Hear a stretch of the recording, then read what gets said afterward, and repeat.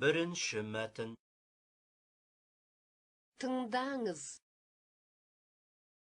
Ол әлі ұзақ сапар, ұзын жолдың үстінде. Алыс жол, ұзақ сапар үстінде жүріп, Оралхан Бөкейдің жүрегі тоқтады. Сенеріңді де, сенбесіңді де білмейтін сергелдең хал. Жер бетіндегі аз күн тіршіліктің бір күні болмаса, бір күні таусылатынын бәріміз де білеміз ғой. Бірақ, оспадарсыз ажал ортадан килігіп, осындай әділетсіздікке барады деп кім ойлаған? Ол әлі жер ортасы елуге де жетпеп еді. Өзі жазған қоңыр қасқа құлындай шапқылап жүрер шабытты шағым деді. Қайтып қапа болмассың. Оның үстіне өнерде бағы жана түскен сайын, өмірде жанамалай килігіп тұратын қиянаттым үйір боп кетті деп қиналып та жүретін біз. Адам нәсілінің асау табиғаты тек арманында ғана екен ғой. Қалған уақытта қайрансыз екен ғой. Әйтпесе, обал сауапқа қарап, рахымға жүгінгенде де араша түсер абзал тұлға осы Оралхан емес педі. Әттең дүние-ай десеңші. Біз әдебиетке арамызға аз ғана жылдар салып, ұзын ырғасы бір кезеңде келгенімізбен, құшақтасып бірге жүретін қосақтас дос-жаран болып көрген емеспіз. Оқта-текте бір ұшырасқанда шұрқырай амандасып тұратын сырлас, қадірлес аға іні едік. Бір-бірімізге салмақ та салып, бопса наз да артып көрген емеспіз.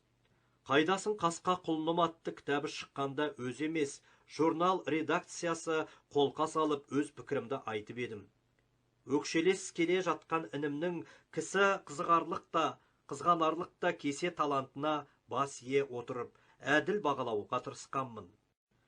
Кейін Оралхан ол биіктен де жоғарылап, шырқау аспанға шырқап шыға бастады.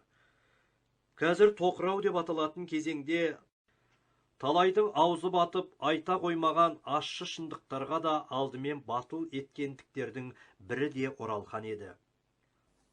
Ол бір жағынан аузын қу шөппен сүртпей қандай қарлы қара тау іс түссе де қайыспайтын халықтық мінездерді ақындық жүрекпен жырға қосса, екінші жағынан сондай халықтық болмысқа төніп тұрған рухани қауіп-қатерді де елден бұрын көре білді.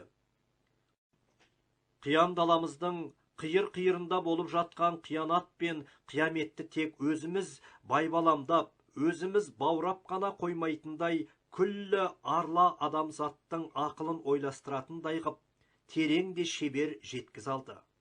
Соның арқасында оның шығармалары шаршы әлемнің талай тілдеріне аударылды. 20 ғасырдағы қазақ әдебиетінің ең сүйікті, ең сүлей суреткерлерінің бір ретінде әлемдік танымдыққа ие болды. Алыс жақын елдерде аты қазақ деген сөзбен қабаттаса айтылатын азғантай тұлғалардың біріне айналды. Халық ұлы, ұлт тірегі болу деген осы. Ондайға ілуде біреудің қолы жетеді. Ерен еңбекпен, асқан талантпен ғана қолы жетеді. Оралхан азғантай ғұмырында сондай асқарлы биікке өзін де, елін де, туған әдебиетін де шығарып үлгерді. Сол үшін марқұм досқа мың тағзым етсек болмас па? Ол әлі ұзақ сапар, ұзын жолдың үстінде. Таусылса, жер бетінен татар өлшеуі ырзығы таусылды. Таусылса, қалың қауым, дос-жаранның ортасында жүріп, көретін санаулы қызығы ғана таусылды. Бірақ оның бергісі өз ұлты, өз жұрты, әрісі күллі адам нәсілінің кәрі жасымен шер тартқанда сырласатын сұхбаты, пейілдесе пікірлесетін мәслихаты таусылған жоқ. Енді ондай салиқалы мәжілістің төрінде Оралханның өз емес, кітаптары, жүрек жарды шығармалары отырады. Сол үшін де тағдырға мың мәрте шүкірлік айтамыз. Мәтін аяқталды.